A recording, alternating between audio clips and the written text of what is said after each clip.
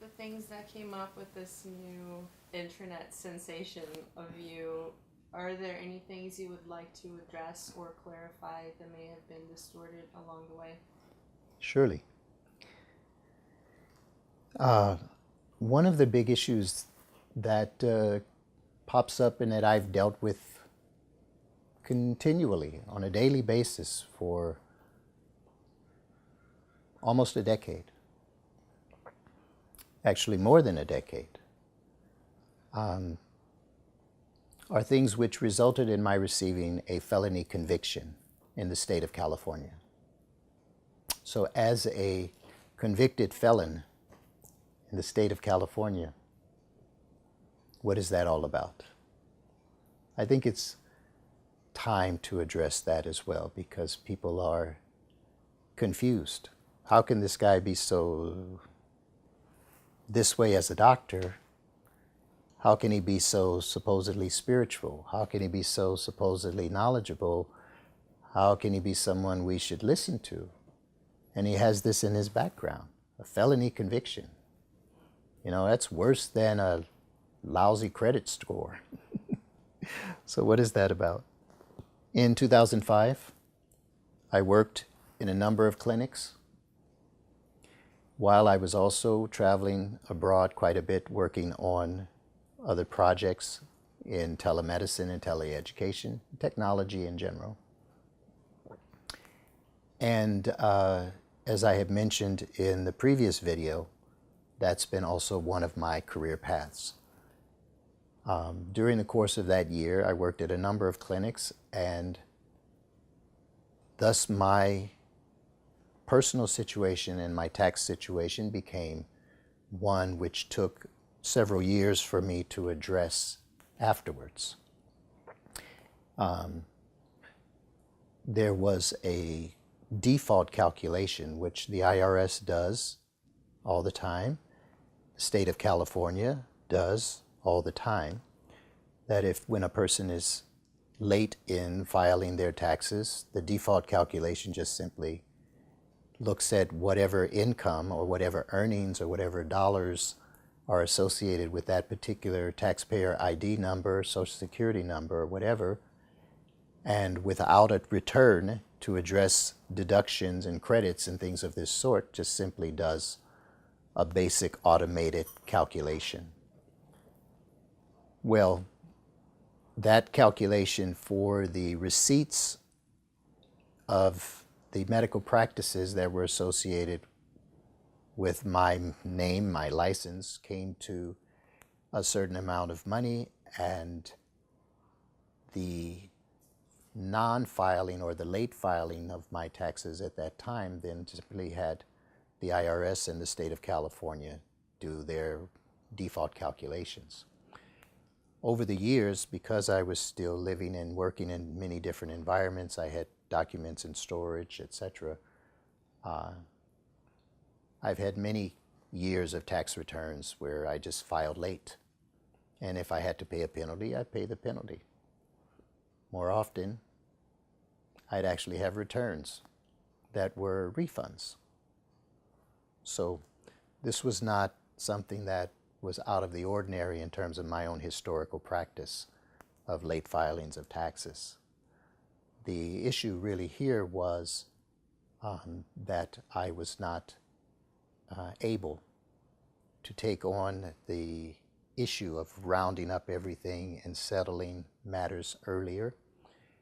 But when I eventually did, by the time that I was able to consolidate all of my records from multiple countries where I had been working and different storage sites and stuff, at that time I was living in New Zealand.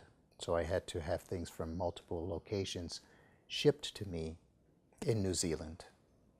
And I had been in contact with the IRS. The IRS was okay with that, but I had not been responsible enough. I had not been in enough frequent communication with the state of California.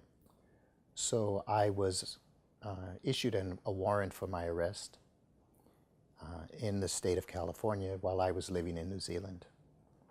I was able, finally, being committed to a contract in New Zealand for 2 years, I was able to get things finally rounded up and done with the help of the accountant recommended by the National Medical Licensing Board of New Zealand, who had been formerly a CPA in the United States. And so this person was able to assist me with organizing my records and everything, and then I filed from there via my accountant of record, my historical accountant in Los Angeles. My historical accountant also then reviewed the documents and submitted them. These went out, and shortly thereafter the IRS did a review, and as they did their review, what had appeared to be a very large sum of money to the tune of almost $1 million was reduced to $126.78. This is something that I am providing for you to see. Here is the document.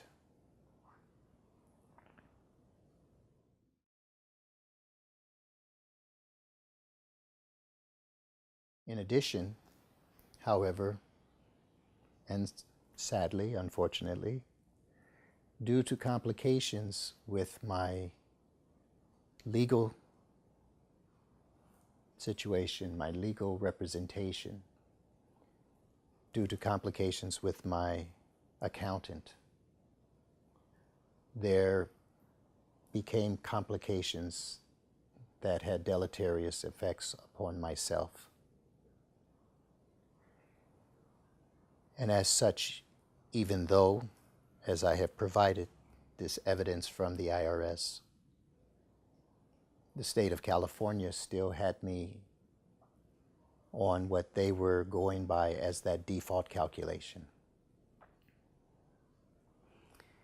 I went into court, and the only way that I could get out was to acknowledge that I had failed to file.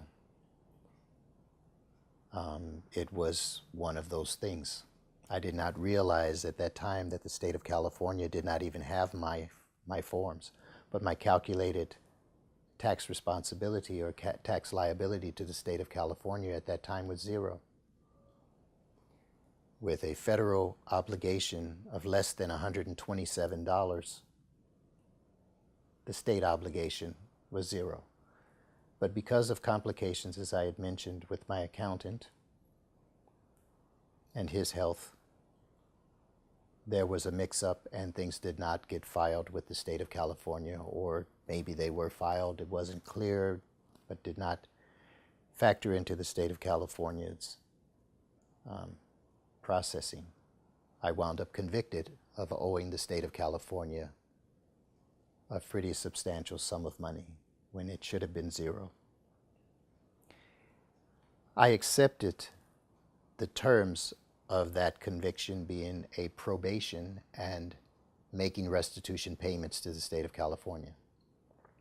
That probation extended legally for 5 years, which I served and made required payments.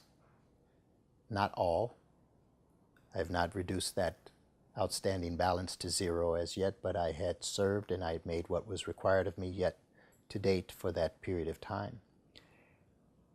The consequence of that was also then that the state of California, for licensed professionals, have to respond and act and reciprocate with a probationary status or something perhaps more severe, even revocation of license, depending upon the circumstances, when someone who holds a professional license in the state of California is associated with a conviction, particularly a felony level conviction. So by having this felony conviction on my record, the state of California reviewed and put me into a probationary status. I have been in that probationary status for the last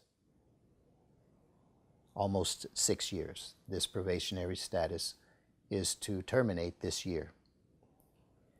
I have made the necessary payments for monitoring myself as a physician who remains duly licensed while on probation with the state of California and the Medical Board of California, and I have no restrictions upon the practice of medicine associated with my license. What does that mean? It means for this tax-related matter, it does not relate to my being a drug user, my being morally deficient or corrupt or deviant. I am not subjected to anger management or psychotherapy or drug screening or having to have an extra chaperone because of inappropriate activities or overtures in patient care. I have none of these such restrictions upon my license. I have been able to be licensed and remain licensed in the state of California continually through this time. I have practiced medicine continually through this time. I have had the unfortunate and sometimes very, very painful consequences of this situation. Such consequences as being offered attractive, very lucrative medical practice opportunities, only to find those taken away when someone has undertaken a background check or an insurance company has decided, despite all of your training and all your credentials, we don't want to cover the services of a doctor who's got a smudge on his or her report. This is the reality that I have checked into. This is the reality that I have expressed.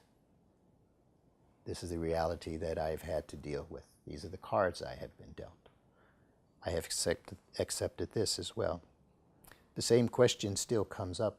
Why did you not hire a special lawyer, a special accountant, a special entity to fight this with the state of California? Again, this relates to my spiritual work.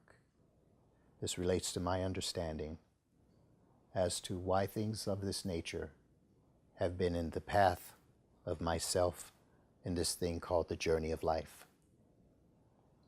If the consequences of clearing my own name would result in extreme hardships for others along the way,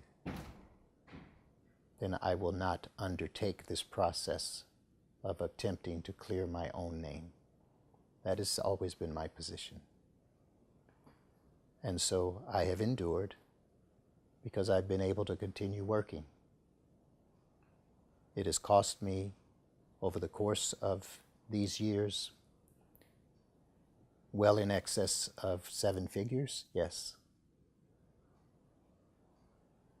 But it is also how to live in principle, when the principle that I have chosen to live by is the principle of support and to do no harm to others. I would not choose to do harm to any so that I may gain. I would not choose to do harm to any at all. These are my values. And if it means that I've had to go and struggle extra along the way over these years, so be it. I have posted this letter from my accountant. It has, of course, had to have some identifiers edited out. But the opportunity is there for you to see what is a sworn statement by a licensed professional accountant in the state of California that attests to my never having an intention to evade taxes, and attests to the accuracy of the calculations of my federal obligation, as I mentioned, of $127 minus some change, and my state obligation being $0.